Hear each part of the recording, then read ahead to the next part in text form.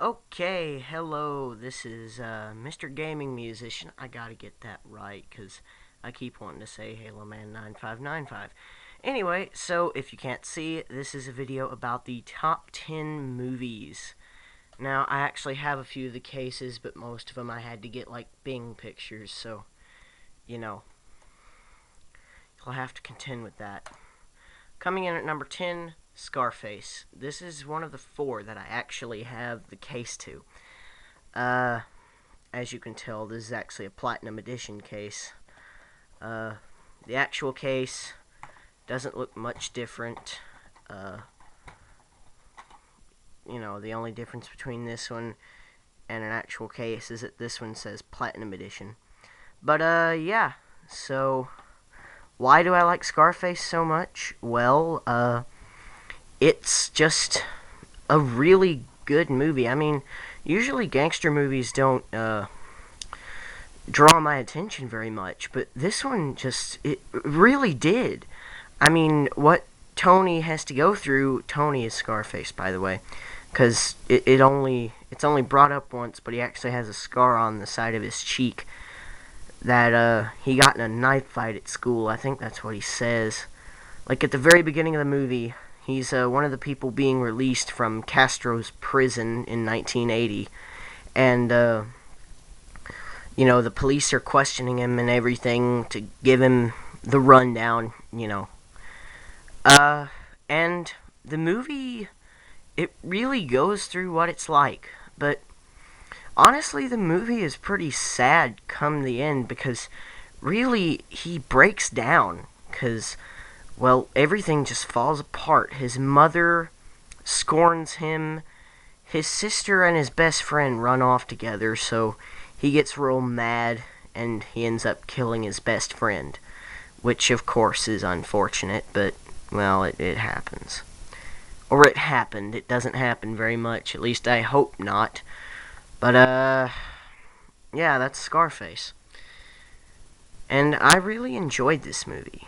So, you can't blame me for putting it on the list. Number 9, uh The Tenth Kingdom.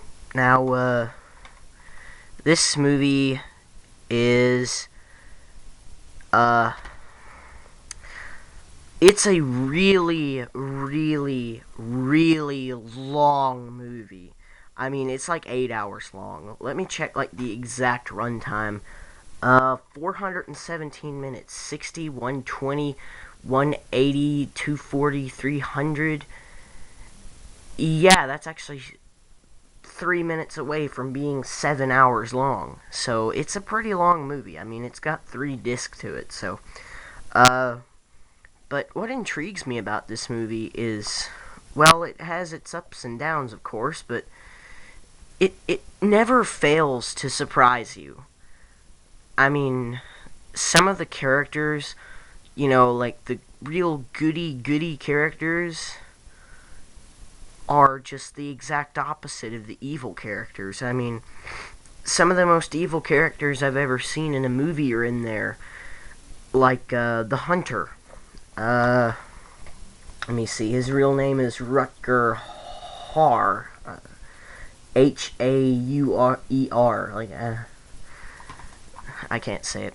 Anyway, so he is the evil queen's huntsman, and I said hunter, but it's actually called huntsman. It's just, well, anyway, so the way he got to be the queen's huntsman is what you do is he has this special bow and arrow that you can point it in any direction you choose, and you hit whatever you were going to hit.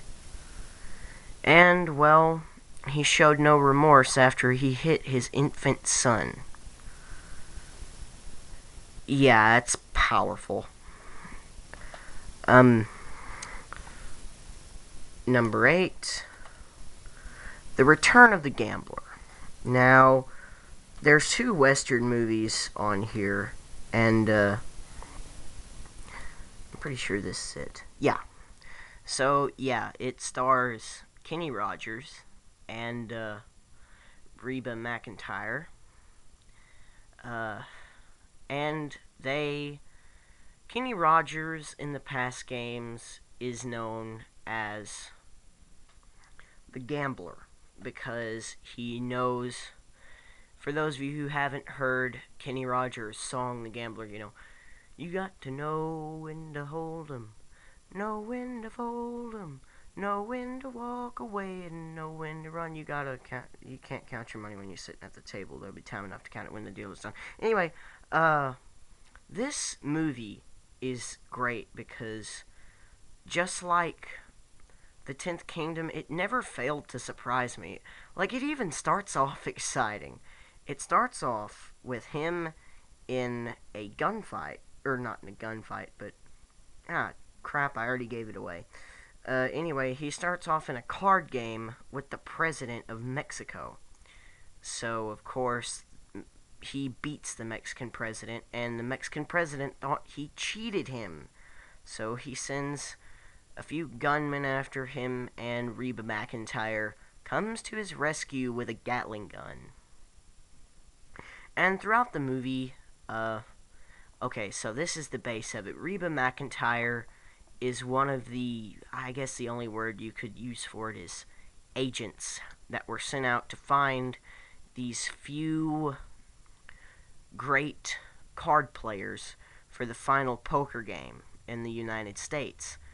And, well, his name came up, and, well, he's one of the 5. Well, it starts off as 6 because Theodore Roosevelt joins the game, but his wife gets wind of it. He told her that he was going to a fundraiser, but, well, of course, this isn't the kind of fundraising she exactly approves of. So, yeah, he has $100,000 to take to the game, and he has to go through a bunch of criminals that want to steal it, and, all this stuff. By the way, sorry the camera is so shaky, but it's because I'm actually holding the camera. And, yeah, that's it about The Gambler. I think I have enough time for one more. I have like 7 minutes and 35 seconds. So I think I have enough time for number 7. Number 7, The Karate Kid. You're thinking, oh wow, The Karate Kid. The one that came out just a couple of years ago. Actually, no. The one that came out in The one that came out in 1984. The one with Ralph Macchio in it. And you're saying, what, is it because the other kid was... No, it's not. It's not because the other kid was black. Okay? It's because the other kid was younger. This one just incites me more. He's older. He's like 16, I think, in the movie. I know he turned 16 in the movie because he gets his license. And another thing, they don't go to China. They just go to California. And instead of going from Detroit, they go from Newark, New Jersey. Which, personally, I think is better because I've been to Detroit once and I hated it. And, basically, this is based in the 80s. It was made in 1984. And Daniel's mom, that's the boy's name, Daniel LaRusso, his mom had to move to California because she works with a company called Rocket Computers. So, they moved out to California. He meets this girl, and her name is Allie Mills. I think that's her last name. Yeah, Allie. I know that's her first name for a fact. But so yeah, her ex-boyfriend shows up, and he's part of this karate thing called the Cobra Kai. So they get in a fight. Daniel gets knocked on his rear end, and of course, the man in the background there, that is That right there is Mr. Miyagi instead of Mr. Han. That's another reason I like this movie better, is because, his wife dies. And I don't know, this one makes a lot more sense. See, in the new one, I think they get like in a car wreck or something because he lost control of the car, and that's why he never drives it. In this one, he went to war. This one actually makes a lot more sense because, both of them are always about keeping peace. And, what happens in this one is Mr. Miyagi was sent over to Germany during World War II, so his wife went into labor and she didn't make it. The baby didn't make it. Oh, God. And another thing, instead of that insane move they did at the end of the new one, he keeps it real simple. He does the crane. I think they might have that on YouTube. Like, look up the Karate Kid the crane or something like that. I've never looked it up myself because I own the movie. I just can't find the case at the moment. I got it in one of them paper things. But yeah, it's a really good movie. And well, probably the most emotional thing about this is actually one of the most humorous too, because when Daniel turns 16, he gets his driver's license, and well, uh, Mr. Miyagi has a collection of cars.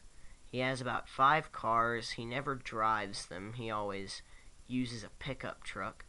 So, he tells Daniel, choose from my selection of cars. And, well, Daniel picks one. And, Daniel tells Mr. Miyagi, Mr. Miyagi, you're one of the best friends I ever had. And Mr. Miyagi says, you pretty okay too. Alright, well, I'm stretching it a little bit here. I mean, I know I'll be able to post it, but it'll take a while, because with these cameras it takes so long. It's unbelievable. It irritates me. But still, I'm able to put my thoughts on the internet, so it's all worth it. Thank you all for watching, and see you in the next part. Bye-bye.